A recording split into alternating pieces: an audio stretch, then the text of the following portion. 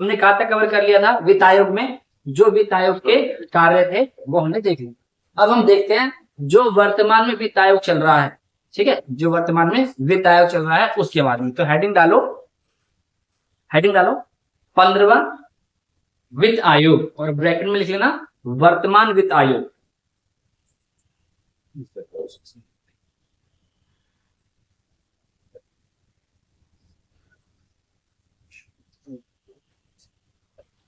पंद्रह वित्त आयोग और ब्रैकेट में वर्तमान वित्त आयोग। तो पहला पॉइंट तो यही समझे कि जो 15वां वित्त आयोग था, इस 15वें वित्त आयोग का कार्यकाल कितना था? 6 साल का।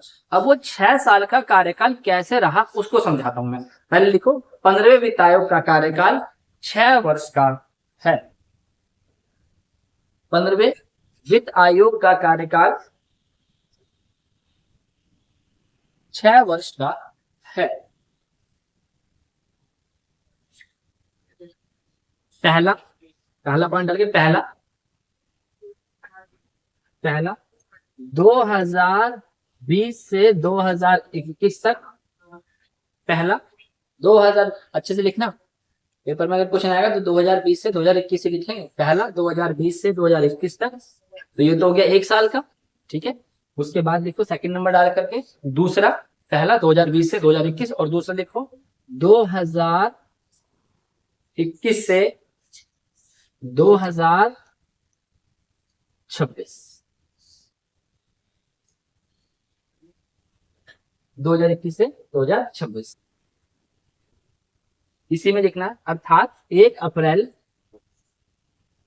2021 से 1 अप्रैल 2021 से 31 मार्च 2026। 1 अप्रैल 2021 से 31 मार्च 2026। अब समझेंगे ध्यान सारी बात। जो 15वां वित्त आयोग है, यानी कि जो वर्तमान वित्त आयोग है, कौन सा है? 15वां। इसके अध्यक्ष कौन है? एनके सिंह। तो 15वां वित्त आयोग जो चला वो पहले चला 2020 से 2021 और फिर चला 2021 से 2026। तो इससे पहले कौन सा था? 14वां वित्त आयोग। तो 14वें वित्त आयोग का कार्यकाल क्या था? 2015 से 2020। नोट करके लिखो, यहाँ पे नोट करके लिखो इस पॉइंट को। 14वें वित्त आयोग का कार्यकाल, 14वें वित्त आयोग का कार्यकाल 2015 से 2020 रहा, ठीक है, 2020 रहा। अब इस कहानी को समझना, ठीक है। ये 2015 से 2020 रहा, कौन सा? 14वां वित्त आयोग। 2017 में राष्ट्रपति ने 15वां वित्त आयोग गठित कर दिया। मैंने कहा था ना, जरूरी तो नहीं है कि पूरा कार्यकाल खत्म होगा। 2017 में राष्ट्रपति ने 15वें वित्त आयोग के लिए एनके सिंह को अपॉइंट कर दिया और ये कहा कि अब हमें रिपोर्ट पेश करनी है 2020। तो आप अपनी रिपोर्ट पेश करो कि आप कितनी अच्छी रिपोर्ट बना सकते हो, कि किस प्रकार से हमें जो टैक्स से पैसा आएगा वो कैसे कैसे बांटना है। तो एनके सिंह ने रिपोर्ट तैयार करी और 2 साल लगे। इस एनके सिंह ने वो रिपोर्ट 2017 में काम मिला, 2019 में केंद्र सरकार को सौंप, राष्ट्रपति को सौंप, ठीक है। और मतलब केंद्र सरकार को सौंप दी रिपोर्ट। समझ में आ रहा है? तो जब केंद्र सरकार को सौंप दी, या राष्ट्रपति बोलो केंद्र सरकार बोलो, एक समझ में चीज समझ में। तो 2019 में उन्होंने अपनी रिपोर्ट सौंपी, मतलब कंसेप्ट को समझना। 2017 में राष्ट्रपति ने नया वित्त आयोग 15वां अपॉइंट करवा दिया, ठीक है, और 14वां चल रहा है और 15वें से ये कहते हैं अपना काम शुरू कर दो। तो 15वें ने अपना काम करना शुरू कर दिया। इस 15वें ने 2019 में अपनी रिपोर्ट दे दी। अब उस रिपोर्ट को राष्ट्रपति ने केंद्र सरकार को दे दिया और उस केंद्र सरकार ने जो फरवरी 2020 का बजट आया उसमें वो रिपोर्ट पेश कर दी और उसको आगे बढ़ा दिया। तो जो रिपोर्ट 15वें वित्त आयोग के अध्यक्ष ने 2019 में दी थी, उस रिपोर्ट को 2020 के बजट में पेश किया और पेश करके 1 अप्रैल 2020 से अप्लाई करवा दिया। आप इस तरीके से समझो, 2015 से 2020 14वां वित्त आयोग का कार्यकाल, बीच में सन आएगा 2017। राष्ट्रपति ने यहाँ पर 15 वित्तायोग के बारे में सूचना दे कि 15 वित्तायोग हम बना रहे हैं। ठीक है, 15। और इस 15वें वित्तायोग को ये कह दिया कि आपने रिपोर्ट तैयार कर। इसने 2017 से काम करना शुरू किया और अक्टूबर 2019 के आसपास अपनी रिपोर्ट दे राष्ट्रपति ने ये रिपोर्ट किसे सौंप दी? केंद्र सरकार। समझ में आया? अब केंद्र सरकार ने क्या करा? केंद्र सरकार ने फरवरी में जो बजट पेश हुआ, तो फरवरी 2020 में इस रिपोर्ट को अनाउंस करवा दिया बजट के अंदर, और ये रिपोर्ट पास भी करवाई।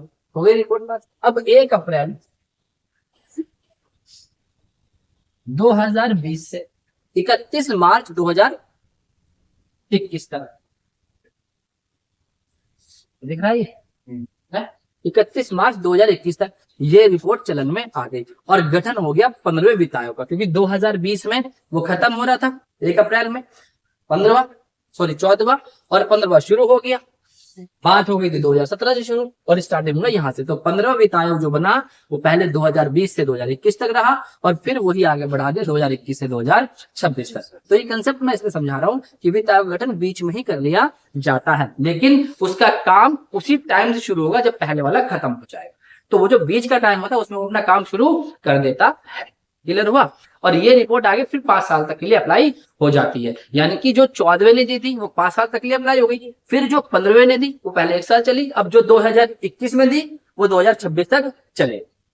ठीक है, इसी प्रकार जब 2026 आने वाला होगा तो 24 में ही, है ना, 24 में ही करवा लिया जाएगा काम। जो 24 चला इसमें काम करवा लिया गया तो वो रिपोर्ट पेश कर लेगा अपनी 25 के एंड तक, और 26 के बजट के साथ पेश हो जाएगी और 26 से फिर मैच चल जाएगा, 26 से आगे चल जाएगा। समझ में आ रहा है? नहीं है? स्पीड तेज तो नहीं हो गई? क्लियर हुआ ठीक से? समझ में? लिख लो इस वाले पॉइंट को तो ज्यादा समझ में आएगा। लिखो।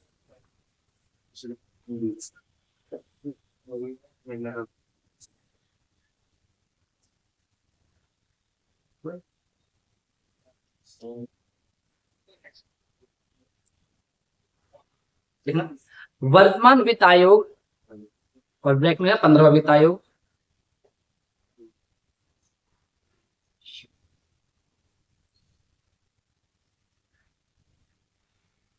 छह वर्ष का था, 6 वर्ष का है।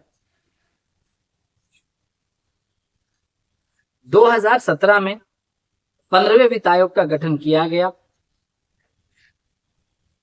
2017 में 15वें वित्त आयोग का गठन किया गया और इसने अपनी रिपोर्ट नवंबर 2019 में पेश की।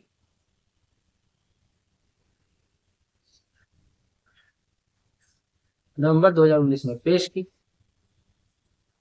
और इस रिपोर्ट को 1 फरवरी 2020 के बजट में पेश किया गया और इस रिपोर्ट को 1 फरवरी 2020 के बजट में पेश किया गया। नवंबर 2019 लिखा है ना, और इस रिपोर्ट को 1 फरवरी 2020 के बजट में पेश किया गया तथा 1 अप्रैल 2020 से अप्लाई कर दिया गया। 1 अप्रैल 2020 से अप्लाई कर दिया गया और ये 31 मार्च 2021 तक अप्लाई रहा। और ये 31 मार्च 2021 तक अप्लाई रहा। इस प्रकार 15वें वित्त आयोग का पहला साल पूरा हुआ।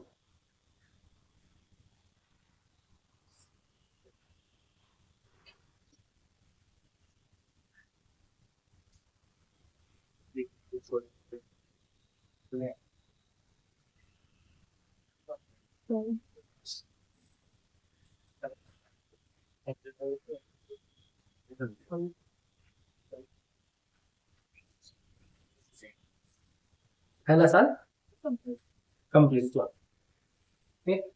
उसके बाद देखें पैराग्राफ चेंज करके, इसके बाद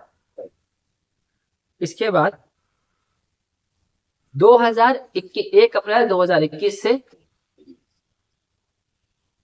31 मार्च 2026 तक ही इस रिपोर्ट को आगे अप्लाई कर दिया गया।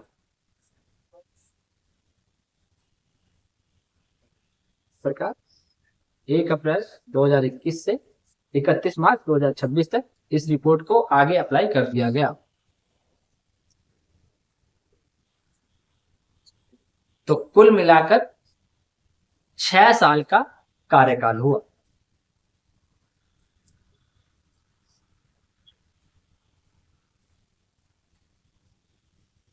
ठीक है, अब रुक जाएंगे यहाँ पर। ये हो गया 15वां वित्त आयोग का कार्यकाल। 15 वित्त आयोग को ये भी लिखो, 15वें वित्त आयोग के अध्यक्ष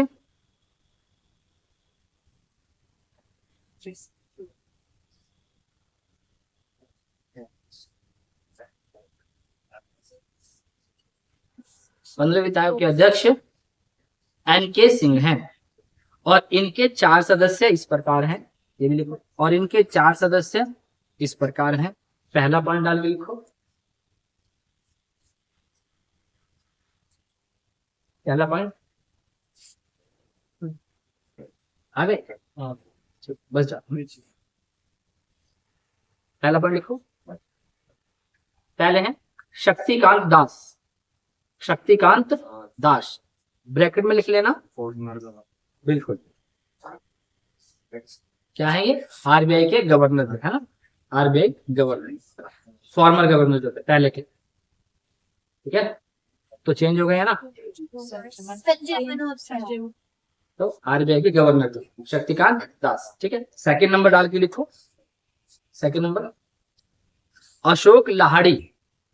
अशोक लाहिड़ी ब्रैकेट में लिखना, आर्थिक सलाहकार, इकोनॉमिक, क्या बोलते हैं सलाहकार, एडवाइजर, इकोनॉमिक एडवाइजर, आर्थिक सलाहकार। थर्ड नंबर पे लिखना रमेश चंद्र, ब्रैकेट में लिखना नीति आयोग के सदस्य, रमेश चंद्र नीति आयोग के सदस्य।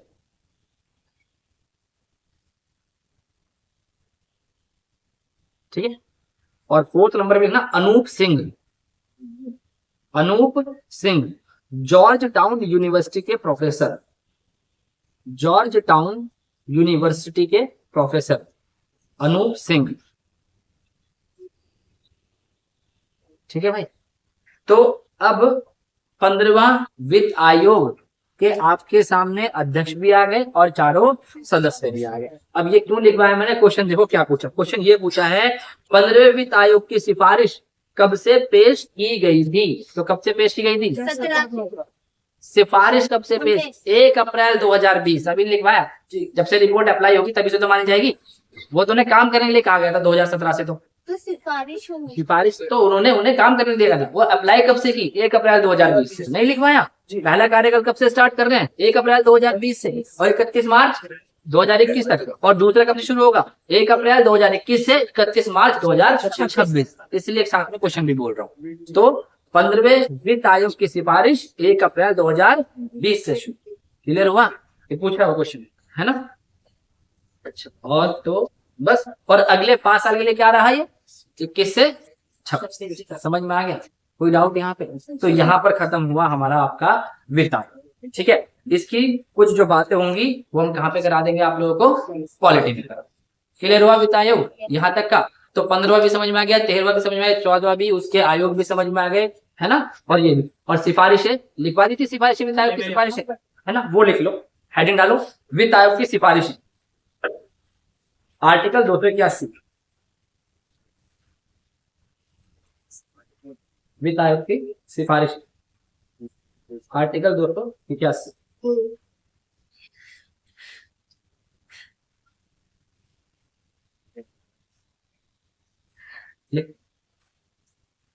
वित्त आयोग की पहली सिफारिश है, वित्त आयोग की पहली सिफारिश है कि केंद्र सरकार को अपने टैक्स का हिस्सा राज्य सरकार को देना चाहिए। वित्त आयोग की पहली सिफारिश है कि केंद्र सरकार को अपने टैक्स का हिस्सा राज्य सरकार को देना चाहिए। सिफारिश में लिख लेना, आर्टिकल 281 लिख लेना। ठीक,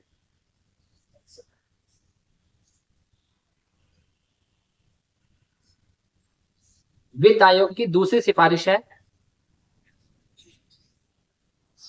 वित्त आयोग की दूसरी सिफारिश है कि केंद्र सरकार को राज्यों को अनुदान भी देना चाहिए, यानी उनकी कुछ मदद भी करनी चाहिए।